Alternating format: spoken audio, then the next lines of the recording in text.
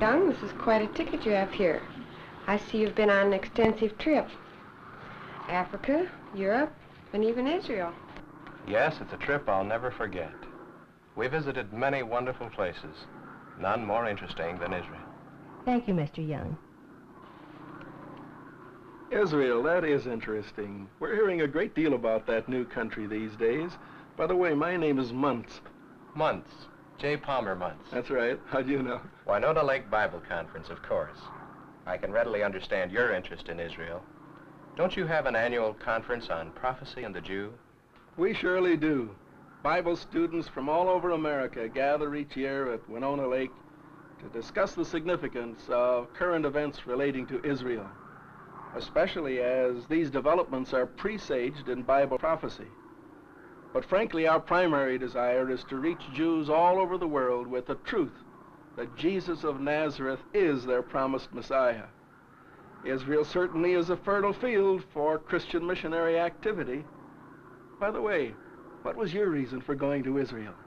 My reason for going to the Holy Land was the same as that of countless other Christians who, for centuries past, have gone there to see with their own eyes the land where Jesus lived and died.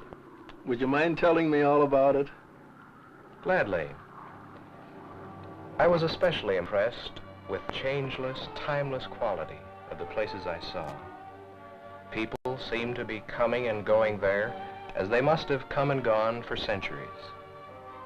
There's something about the Near East which sets it apart as different from all the rest of the world. Here, tradition is still a respected concept.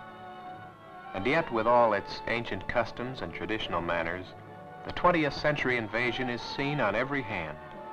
An invasion of Western clothing and bright, shining gadgets.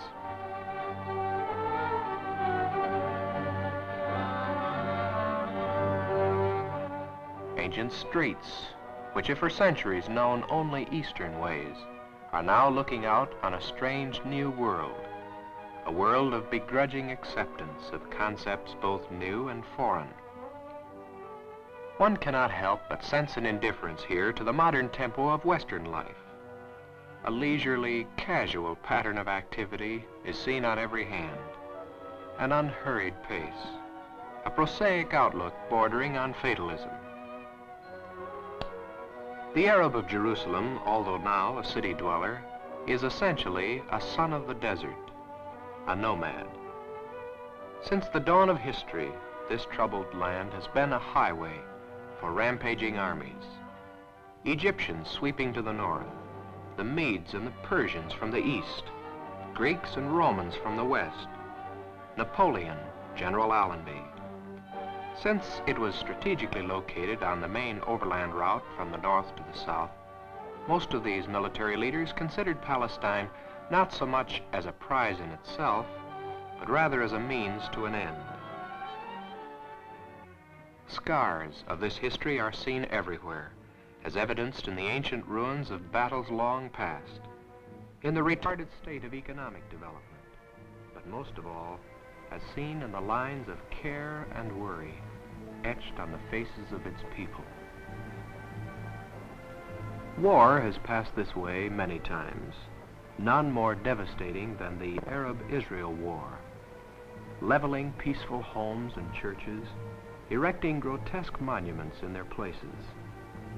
Massive walls can be crushed by modern bombardment, but barriers of racial prejudice erected in the hearts of men constitute an insurmountable Maginot Line of hatred. The Wailing Wall is now deserted. What was once the scene of praying Jews is now a lonely, dead-end street where only the steps of an Arab soldier on guard to keep the Jews away can be heard. For centuries, Jews came from every land to write their prayers on bits of parchment, to beat their heads against these massive limestone courses, to grieve their hearts in agony because of their dispersion. Many are the Jews who have wailed here anticipating the Messiah's coming, praying for that day when the chosen one of Israel, David's son, would redeem the nation. Jerusalem. Never to be forgotten is the thrill of passing through Bethany and over the shoulder of the Mount of Olives. There it is, spread out before you. One of the oldest cities in the world, and to the student of Bible lands, easily the most important.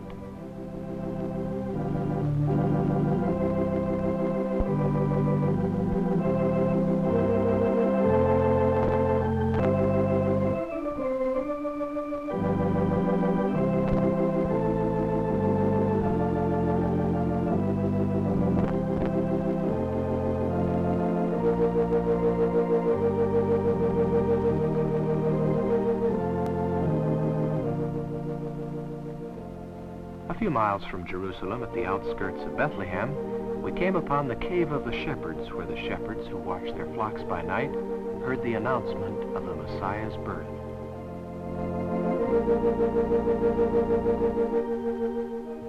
The Church of the Nativity is enshrined in our minds as the site of the Savior's birth.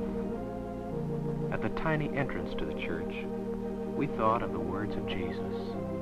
Behold, I stand at the door and knock.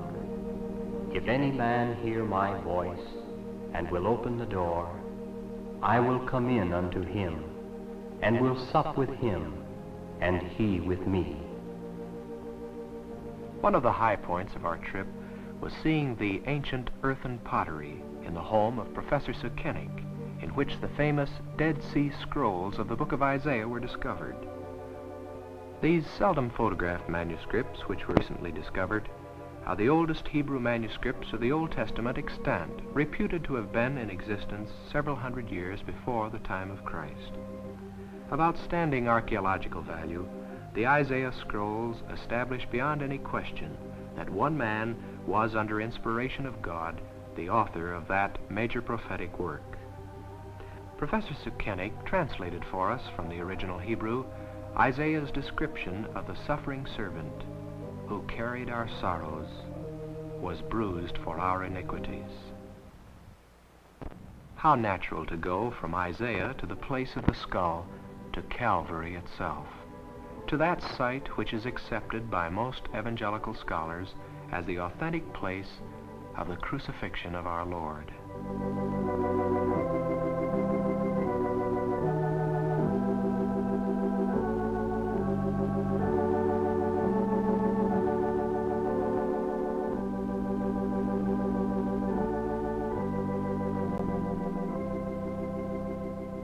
As you walk down the side of Calvary, at the bottom of the hill, you come to the garden tomb.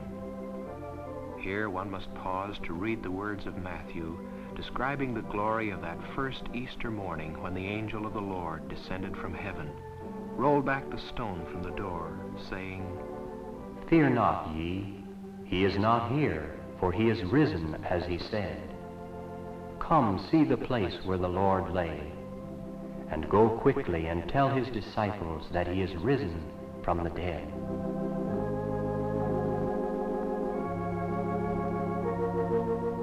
From the garden tomb, we went to the Mount of Olives, which dominates Jerusalem on the east. It thrilled us to stand there and read these words from the Acts. Ye men of Galilee, why stand ye gazing up into heaven? This same Jesus, which is taken up from you into heaven, shall so come in like manner as ye have seen him go into heaven. Shall so come in like manner. These words, like the tolling of a bell, keep ringing in my ears. Since returning from the Holy Land, I've been unable to forget them. I sincerely believe they are the most important words in the world. Speaking of the second coming of Christ, you might be interested in an article I've just been reading in Christian Life magazine, in which the editors have reiterated the idea that perhaps we have only a short time left before the end of this age. I've been a student of Bible prophecy for years, and have been especially interested in those signs of the end time relating to the nation of Israel. Did you see anything in the Holy Land which would indicate a possible fulfillment of prophecy? Yes, I certainly did. In fact, I returned from the Holy Land with an altogether different feeling than I expected to have. Visiting the historic shrines of Christianity was, of course, of great interest and blessing. but I was equally impressed with the things that are occurring in that land today. Events unfolding in Israel before our very eyes. As you look out over the New Jerusalem, after crossing the 50 yards from the Arab-held Old Jerusalem through the famous Mendelbaum Gate, you'll be impressed with a marked contrast between two civilizations living side by side, yet centuries apart in character. In contrast with the 10th century Arab world, with its primitive housing, shops, and transportation, we have modern Jewish Jerusalem. Commerce and trade, business activities of every sort, architecture reflecting all the advantages of contemporary design and utility, shops catering to all the desires of Western living.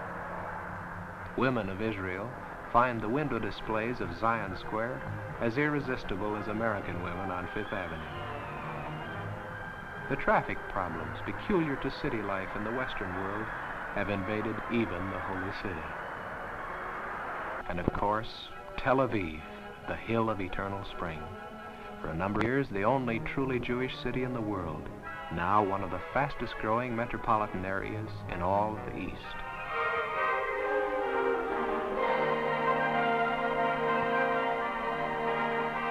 In the great cities of Israel, one feels the pulse of a nation awakening to its rebirth. Not since Solomon's reign has the nation's heart beat with such enthusiasm and vigor.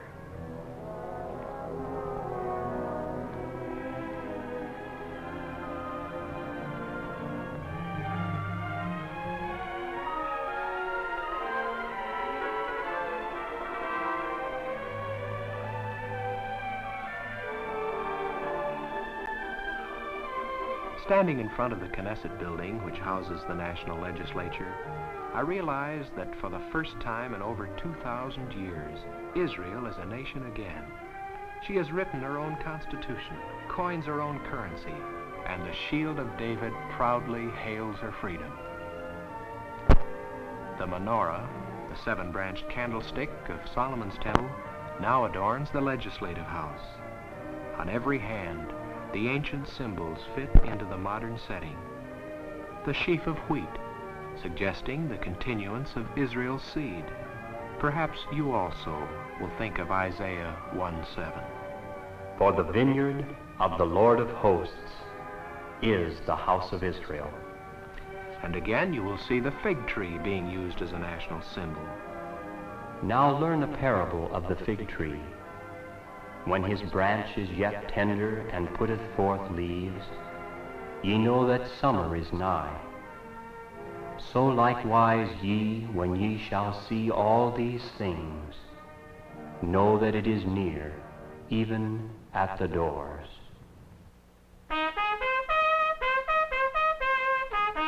War always strikes terror to the human heart.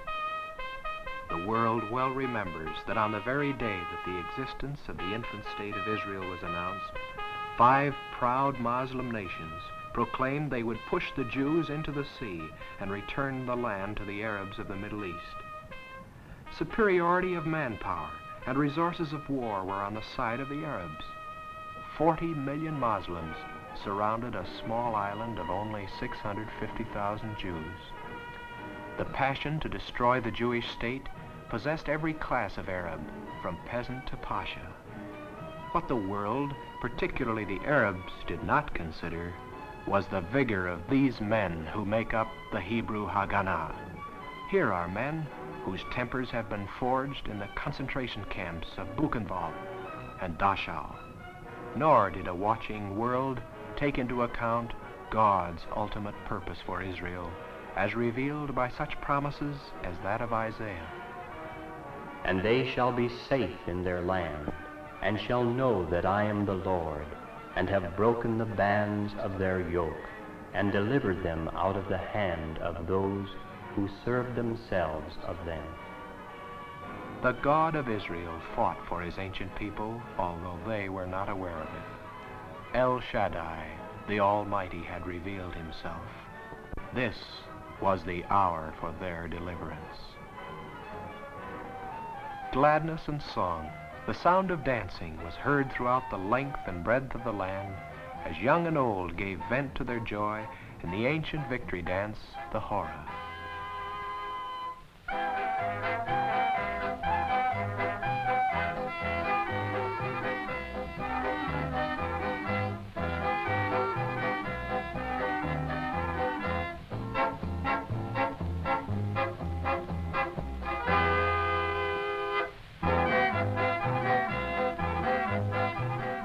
The existence of the new state of Israel owes much to an army of men, women, and children, valiant heroes, the evidence of whose sacrifices are seen in every part of the land. If I forget Jerusalem, let my right hand forget her cunning. Grim relics of trucks, tanks, and other military equipment are left alongside the highways as a perpetual reminder of a courageous people who have won a monumental victory. Over the Knesset building, where the Jewish parliament meets in legislative session, there is a flag, the first Jewish flag in modern history. It was Isaiah who wrote, "He shall set up an ensign for the nations." Here is a democracy with its own president now. One day it will have a divine king. Within the political and religious framework of the new state of Israel, there are many devoutly Orthodox Jews, keenly conscious of their ancient heritage, dating back over 4,000 years. This Orthodox Jewish segment of the Israeli population controls in many elections the actual balance of power, and is campaigning for a stricter application of the Mosaic Law. It is deeply significant that prayer is offered daily throughout the land for the coming of the Messiah. Children of Orthodox parents are being raised in the ancient Hebrew tradition, and at an early age are learning again the ancient promises of the prophets who spoke of the Messiah of Israel.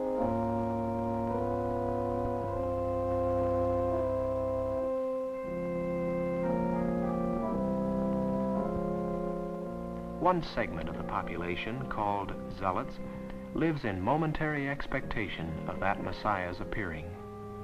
Zealot leaders forbid the acceptance even of the temporal authority of the Jewish state. They deny that the government has any right to legal existence until the Messiah comes. It is among these and other Jews in the new state of Israel that I believe you will find a fertile ground for the gospel. Many of these people would gladly receive the good news of the true Messiahship of Jesus of Nazareth. At the Rock of Judgment at Meron, I was interested to learn that the Hasidim Jews have selected a place where they expect the Messiah to sit in judgment upon the world, thus indicating their keen messianic expectancy. This is located high amid the Galilean hills, adjacent to the ruins of an ancient synagogue where the tablets of the law were once hidden and preserved. In all these gestures of age-long hope, the very land itself seems to cry out, "How long, O Lord? How long?"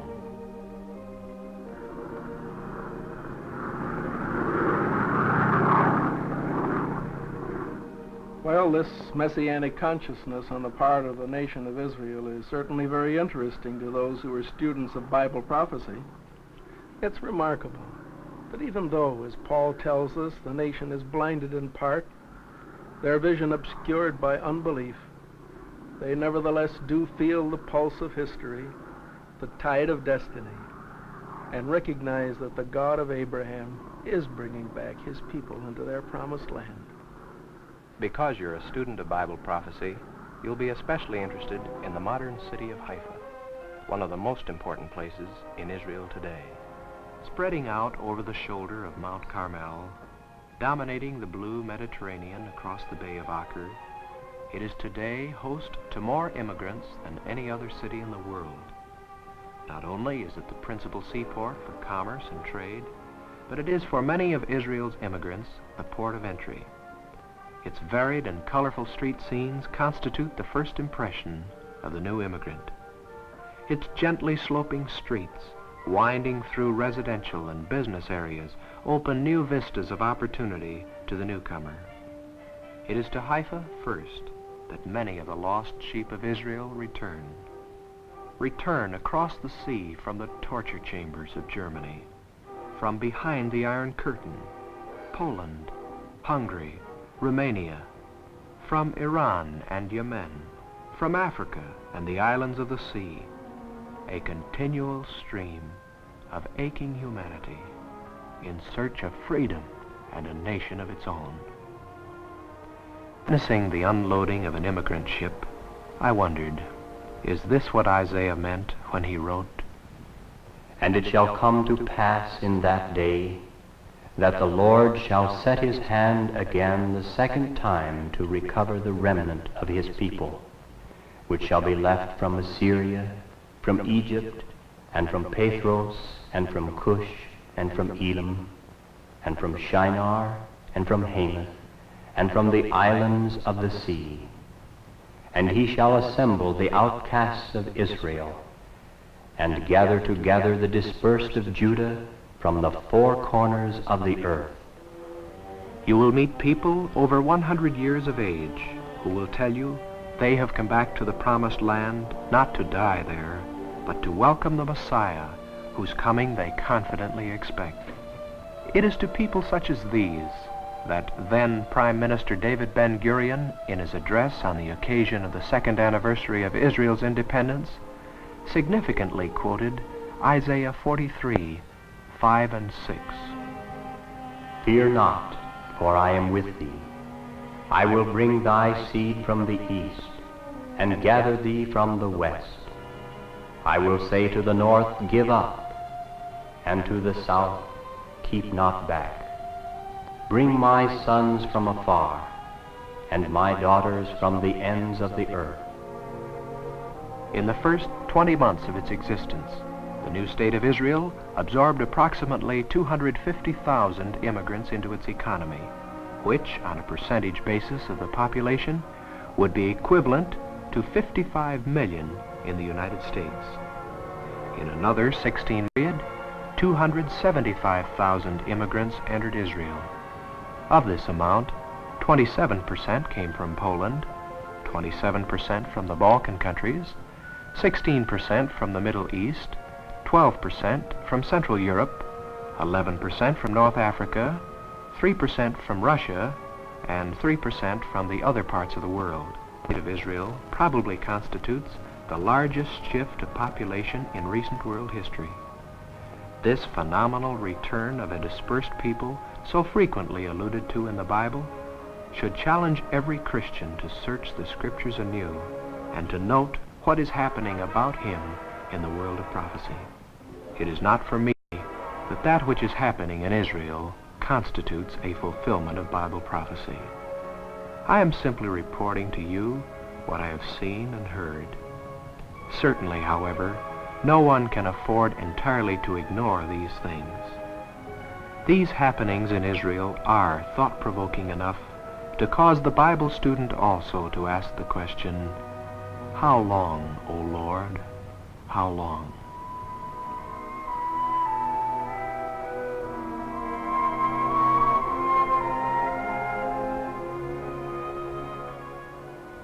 The reception center at Haifa is in every sense of the word a melting pot. It is to this temporary camp that the Jewish immigrants are taken immediately upon their arrival into the country. Here they meet new friends from all over the world: Europe, Asia, North Africa, India, the Western Hemisphere, and the islands of the sea. It is at this reception center that one witnesses the miracle of the preservation of Jewish identity. Victims of the diaspora, scattered literally to the corners of the earth, subjected to every form of economic, social, and moral discrimination, have remained yet a separate people.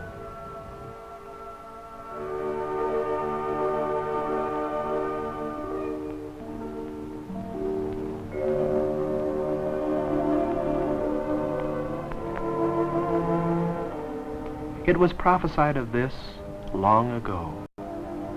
"Behold, a people dwelling alone. They shall not be numbered among the Gentiles." For many of these people, a friendly handshake, is an unbelievable kindness. To all, there is the happy confidence that no ghetto awaits them here, that no police state will victimize their lives.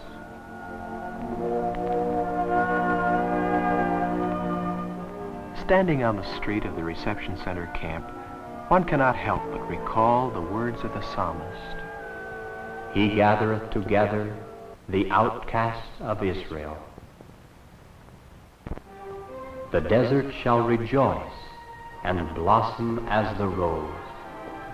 The wilderness and the solitary place shall become a pool, and the thirsty land springs of water. The sterile soil, which has long been regarded as utterly worthless for agricultural purposes, is now the scene of lovely citrus groves and flourishing gardens. Where cactus formerly grew, vegetable gardens now abound. Where thorns and thistles once held sway, the lilies of the valley bloom again. When I asked one of the farmers the secret of all this, he replied, "Work, water, and a love for the land." Of work I saw plenty, back-breaking work, painstaking labor in rock-strewn fields, work with primitive tools, as especially found among the Arab citizens of the infant state who are reluctant to adopt the more modern agricultural methods as employed by the Jewish immigrants. The work is carried on with whatever tools are at hand, but always you find that rare devotion to a sacred task, work. Barren rock is being removed from hillsides. It is this simple ingredient, so despised by much of the world today, human labor, which is literally changing the face of this ancient land.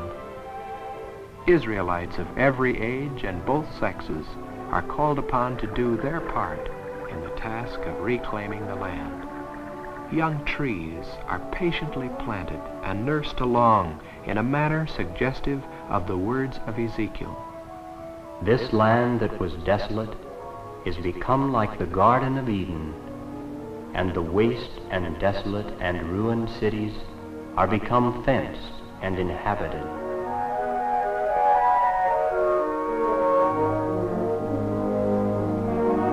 Work and water. Herein lay the answer to the skeptic's question, was Palestine worth the effort? As a result of the skillful use of water resources, Israel can now claim greater wealth per square foot than any other undeveloped country in the world. This humble threshing floor of contending nations, whose value was chiefly as a highway for their armies, is now revealing through the beneficent hand of God its true purpose as the promised land, unconditionally given to the fathers through the Abrahamic covenant. For some years it has been known that one of the great underground lakes of the world has been beneath the maritime plain of Israel. Its resources awaited development at the hands of a new generation of Jews whose ingenuity and technical skill could put it to practical use. Water brings power, and power generates life. The desolate land is surrendering to a carpet of vegetation. Israel is a study in contrasts. In the heart of a modern semi-industrial land, we have one of the oldest cities of the world, Acre, with a nomadic Arab population enjoying a traditional medieval leisure. This struggle between the Arab sons of Ishmael and the Israeli sons of Isaac continues unresolved. The fact that the old city of Jerusalem is still under Arab control, and that every nation is permitted entry there except the Jews, reminds us of the prophecy of Luke. And Jerusalem shall be trodden down of the Gentiles, until the times of the Gentiles shall be fulfilled. Scriptures predicted that the city of Jerusalem would expand and enlarge, spreading out to the south and to the west, and finally to the north, but at no time to the east. Today, Jewish suburbs surround the old Arab quarters on every side, but to the east.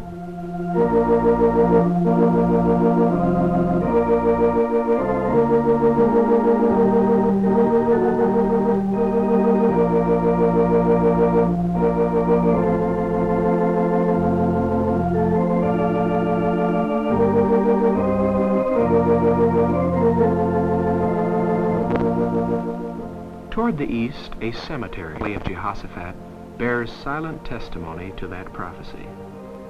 And tradition claims that Jesus passed through the Golden Gate of the eastern wall on his way into Jerusalem on Palm Sunday. This gate has been sealed shut for centuries, but it is believed in Jerusalem that on the day that the Messiah returns to judge the nations, the gate will be reopened, and he will pass through it, returning to the city.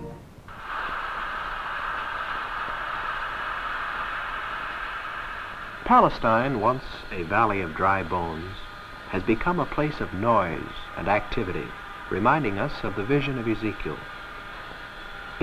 Commerce and trade have become as sinews and flesh upon the bones of a once apparently dead nation. The flesh of the people coming upon them give the Jewish nation form again. Miniature Pittsburghs are springing up in the heart of industrial Galilee. Electric power, so vital to industry, is once again available to keep factory output at its maximum. Do we not have here everything but the spiritual resurrection spoken of by the prophet? Are we not but awaiting the breath of God to bring to fulfillment Ezekiel's prophecy of the valley of dry bones? In the very shadows of the ruins of ancient villages, modern prefabricated houses are going up. Also, as foretold by the prophet Ezekiel, the waste cities are being built up before our very eyes. Construction work, farming, forestry, and agriculture all support this new expression of life. Though most of the immigrants have recently come from the merchant class and are unaccustomed to manual and agricultural work such as is required to reconstruct the land, they become remarkably adept in a short period of time. Theirs is the satisfaction at the end of each day not only of building their homes, but the reward of building a nation.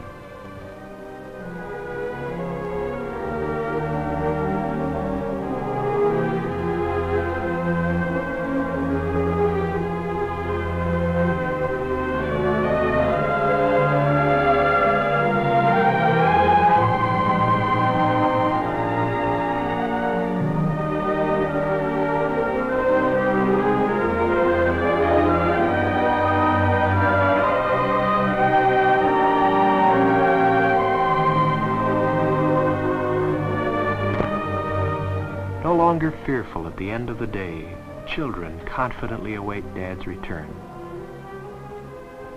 Onward they come, for saith the Lord, Behold, I will bring them from the north country, and gather them from the coasts of the earth, and with them the blind and the lame, the woman with child, and her that travaileth with child together. A great company of them shall return thither. Crowded on the vessels from Europe, 40,000 by plane from Yemen, 123 people were brought in from Persia on this DC-4 alone. Thousands more by bus and train from the Orient, from the East and from the West. And the Lord said of this, Give up, keep not back. Bring my sons from afar, my daughters from the ends of the earth. Hear ye the words of the Lord, O ye nations, and declare it to the isles afar off, and say, He that scattered Israel will gather him, and keep him, as a shepherd doth his flock.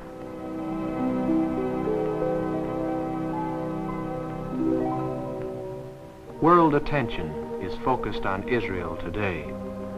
World capitals are keenly aware of the international significance of what is transpiring in that tiny land. Metropolitan London, cosmopolitan Paris, as well as Rome, all are watching Israel today. I wonder if Christians are as keenly conscious of the import of recent events in Israel in the light of prophecy. Students of Bible prophecy have long believed that which happens in Israel points the way to the return of the Lord Jesus Christ. Men everywhere are asking the question, how much time is left? How much time to preach the gospel to the Jew first and then to a waiting world? What is the hour on the timepiece of eternity? How much time to complete the task of foreign missions, which has been assigned to us by the Great Commission? How much time do we have left to disciple men for the Master? How much time before the Lord himself shall descend from heaven with a shout, with the voice of the archangel, and with the trump of God?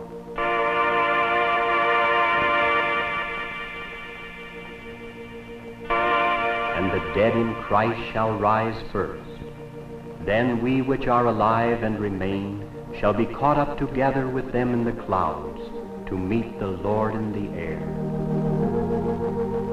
And so shall we ever be with the Lord.